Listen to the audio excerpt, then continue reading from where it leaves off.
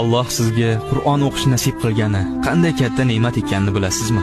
Ovozingizni xirlashiga qaramay, so'zlarni uzib, nafas olishingizga qaramay, oyatlarni buzib, xato qilishingizga qaramay, ma'nolarni tushunmay, amal qilmasligingizga qaramay, harflarni bir-biridan ajrata olmay, eslab qolishda sust bo'lishingizga qaramay, Alloh sizga kalomini o'qish nasib qildi. Farishtalar milliardlab ovozlar orasidan sizni ovozingizni eslab qolib, ixfo yoki qalqala qilishingizni hayajon bilan tinglab o'tirishlarini bilasizmi? Oyatlar orasida to'xtab olgan chuqur nafasingiz uchun ham qanday mukofotlar olishingizni bilasizmi?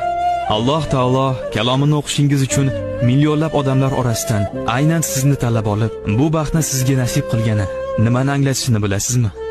U sizni jannat yo'liga boshlayapti. Ha, aynan sizni tanlab olgan va aynan sizga bu ne'matni ato etgan. Shunday ekan, bu yo'lda hech qachon taslim bo'lmang, orqaga chekinmang. Bilingki, bunday baxt